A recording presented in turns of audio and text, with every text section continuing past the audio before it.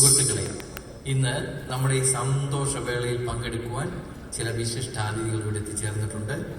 അതായത് നമ്മുടെ നാട്ടിൽ നിന്ന് ഒരു പറ്റം അമ്മച്ചിമാരാണ് ഇവിടെ എത്തിയിരിക്കുന്നത്. അവരെ ഞാൻ ഈ വേദിയിലേക്ക് വളരെ ഹാർദവമായി സ്വാഗതം ചെയ്യുന്നു. നമ്മുടെ നാട്ടിൽ ഈ ക്രിസ്തീയ ഗാനമേളകളും പ്രാർത്ഥനാ മീറ്റിങ്ങുകളും മറ്റും നടത്തി വളരെ ശ്രദ്ധ പിടിച്ചു പറ്റിയ ഒരു ഗ്രൂപ്പാണ് ഇന്നിവിടെ എത്തിയിട്ടുള്ളത്. സാധാരണ ഈ പ്രായമൊക്കെ ആയിക്കഴിഞ്ഞാൽ വിശ്രമ ജീവിതം നയിക്കുക എന്നുള്ളതാണല്ലോ നമ്മുടെ ഒരു മലയാളി പാരമ്പര്യം. എന്നാൽ അതൊക്കെ മാറ്റിവെച്ച് ഈ ഒരു പറ്റം അമ്മച്ചിമാർ അവരുടെ പെർഫോമൻസിനായിട്ട് എത്തിയിരിക്കുകയാണ്.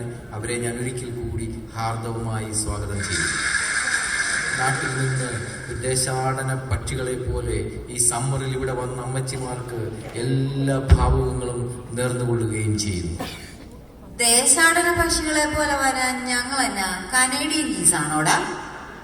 അല്ല, അത് ഞാനൊന്ന് ആലങ്കാരികമായിട്ട് പറഞ്ഞതേ ഉള്ളൂ. അതിരിക്കട്ടെ, ഈ നമ്മുടെ ഈ അമ്മച്ചിമാരെല്ലാം സൂക്രികളാണല്ലോ അല്ലേ? അതെന്നതാടാ ഈ സൂക്രി? അതമ്മച്ചി നമ്മളുടെ ഈ സുറിയാനി ക്രിസ്ത്യാനികളുടെ ഷോർട്ട് ഫോമായി സൂക്രി. അപ്പൊ നീ മാർക്കത്തുള്ള ക്രിസ്ത്യാനികളെ മാഗ്രിന്നും പിക്രിക്കുള്ള ക്രിസ്ത്യാനികളെ പീക്രിന്നാണോ വിളിക്കുന്നത്? ഒരു സൂക്രി വന്നിരിക്കുന്നു. അതല്ല അമ്മച്ചി, ദേ ആ അമ്മച്ചിയൊക്കെ കണ്ടില്ലേ കോട്ടൊക്കെ ഇട്ടുകൊണ്ട് വന്നിരിക്കുന്നത്, അതുകൊണ്ട് ചോദിച്ചത്. എടാ കൊച്ചനെ, അവര് നാട്ടിൽ പണ്ട് ജഡ്ജിയായിരുന്നു, അതുകൊണ്ടാ ഇപ്പോഴും കോട്ടിട്ടുകൊണ്ട് നടക്കുന്നത്. ആന മെലിഞ്ഞാലും തൊഴുത്തി കെട്ടാൻ പറ്റുകയെന്നല്ലേടാ പഴഞ്ചൊല്ല്. അല്പനർത്തരാത്രിക്ക് കൊട പിടിക്കുമെന്ന് ഒരു പഴഞ്ചൊല്ലൊക്കെ ഉണ്ട്.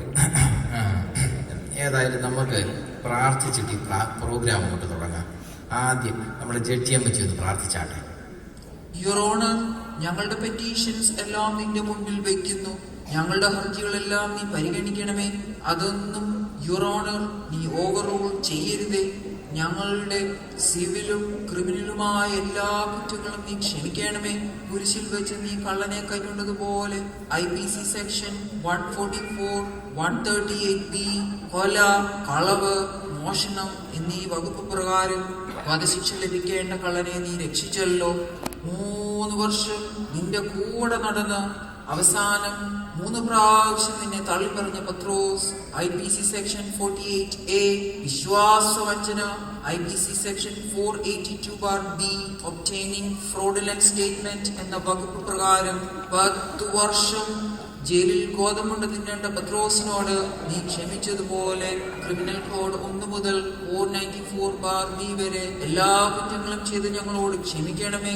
Don't object and don't overrule our petition, your honour and my lord. ആമേൻ. പ്രാർത്ഥനയാണോ കോടതി വിധിയാണോ? Order, order. അതൊക്കെ പോട്ടെ. അമ്മച്ചിമാർ ഇപ്രാവശ്യം കാനഡയിൽ വരാൻ കാര്യമില്ല. എടാ, ഇപ്പൊ ഇവിടെ ചൂടുകാലമല്ലേ? തന്നെയല്ല, ഞങ്ങൾക്ക് വീട്ടിൽ വലിയ പണിയൊന്നുമില്ല, പിന്നെ ഞങ്ങൾക്ക് കൊച്ചു മക്കളും ഇല്ല. അതുകൊണ്ട് കാനഡയിൽ വരാമെന്ന് വെച്ചു.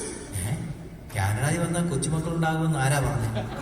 അല്ല, ഇവിടെ ഞങ്ങളുടെ ഒരു അച്ഛൻ വന്നിട്ട് 1 വർഷത്തിനകം അച്ഛന് 2 കൊച്ചുമക്കൾ ഉണ്ടായത് കേട്ടു. അതൊക്കെ പോട്ടെ. ഞങ്ങളുടെ ഈ അമേരിക്കയിലെ ഫാമിലി കോൺഫറൻസ് ഒക്കെ കണ്ടിട്ട് എന്ത് തോന്നുന്നു? സംഗതിയൊക്കെ കലക്കിയടാ. പക്ഷേ ഇത്രയും സൗകര്യത്തിൽ 250 പേര് പങ്കെടുക്കുന്നതിലും നല്ലതല്ലയോടാ കുറഞ്ഞ ചെലവില് 2500 പേര് പങ്കെടുക്കുന്നത്. നമുക്കും വേണ്ടേടാ അമേരിക്കയിൽ ഒരു മാരാമണ്ണം. അമ്മച്ചി എന്താ ഈ സഞ്ചിയൊക്കെ ആയിട്ട് വന്ന്? ഓ, പോന്ന വഴിക്ക് ഇവിടെ പോത്തിറച്ചി കിട്ടുകയല്ലേ, അത് മേടിച്ചോണ്ട് പോവാനാ. അതിനിവിടെ എവിടെ പോത്തിറച്ചി കിട്ടുന്നത്? എടാ, ഞങ്ങള് കാനഡയിൽ നല്ലയോ വന്നത്. എന്റെ മോൻ പറഞ്ഞു തിരിച്ചു പോകുമ്പം ബഫലോയും മേടിച്ച് നയാഗ്ര വഴി പോകാം. ഈ ബഫലോ എന്ന് പറഞ്ഞ പോത്തല്ലയോടാ? എന്റെ അമ്മച്ചി ബഫല്ലോ മേടിച്ചോണ്ട് പോകാമെന്നല്ല, ബഫല്ലോ പിടിച്ച് നയാഗ്ര വഴി എളുപ്പത്തിൽ പോകാമെന്നാ പറഞ്ഞേ. ഓ, ഈ പോത്തിനെയൊക്കെ പിടിച്ചോണ്ട് പോയാൽ എന്റെ ചെറുക്കൻ തന്നെ നോക്കണ്ട വരും. അവള് മേലടങ്ങി ഒരു പണിയും ചെയ്യത്തില്ലടാ.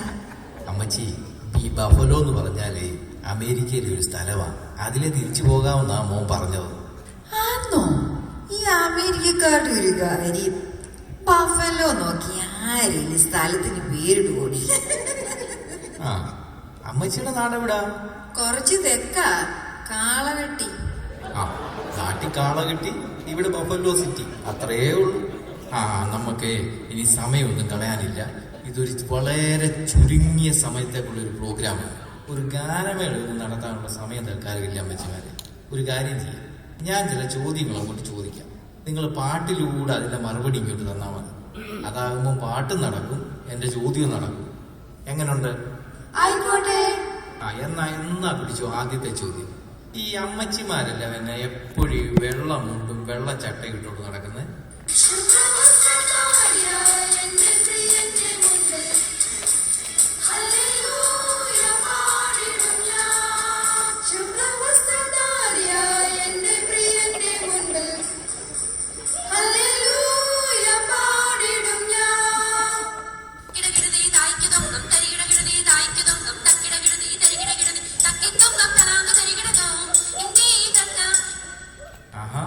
അത് ശരി. അപ്പൊ ഈ ആരോഗ്യമൊക്കെ എങ്ങനെയുണ്ട്?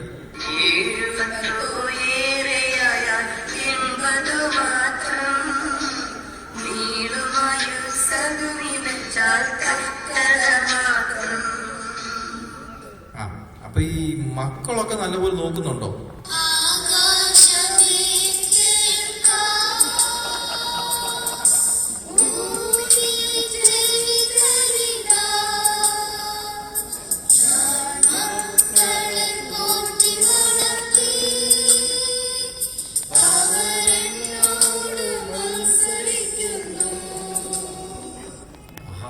മക്കളെങ്ങനെയാണെങ്കിലും മരുമക്കൾ എങ്ങനെയുണ്ട്?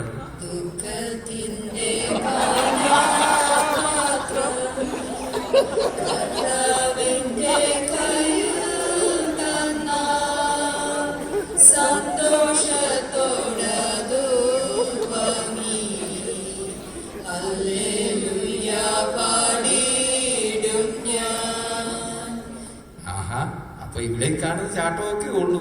മരുമക്കളെടുക്ക വളരെ പൂച്ച പോലെ അല്ലേ?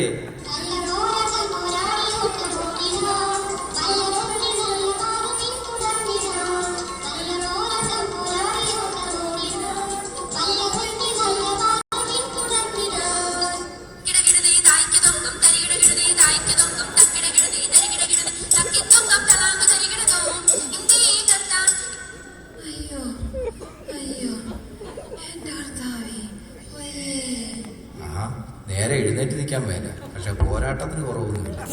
അതൊക്കെ പോട്ടെ, നിങ്ങൾ കാനഡയിൽ വന്നിട്ട് ഈ അപ്പച്ചന്മാരെ ഒന്നും കൊണ്ടുവന്നില്ലേ?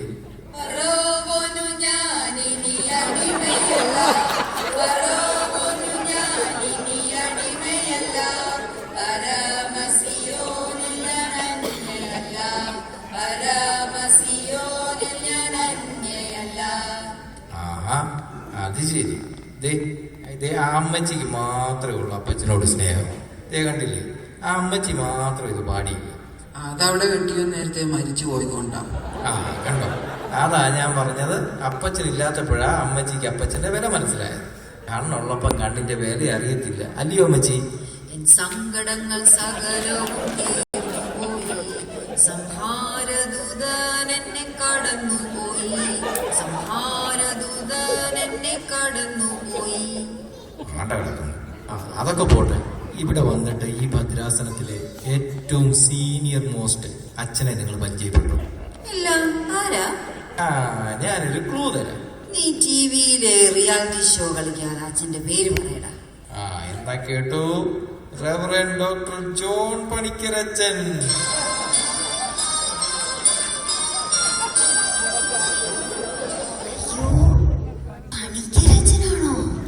എന്നാ പണിക്കരച്ചനെ അറിയാമോ?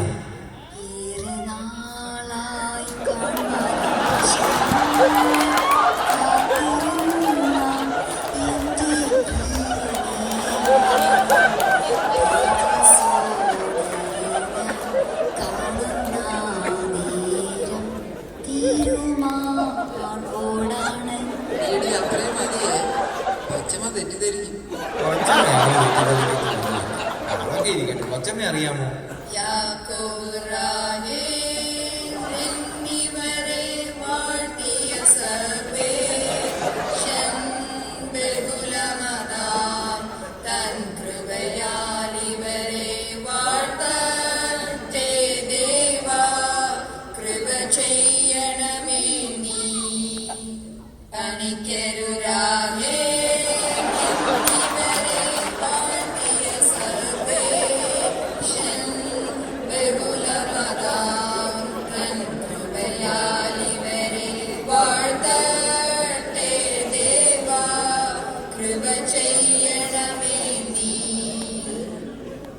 സമയമൊക്കെ തീർന്നു. അതുകൊണ്ട് തന്നെ ഞാൻ അവസാനമായിട്ട് ഒരൊറ്റ ചോദ്യം കൂടെ ചോദിക്കുക.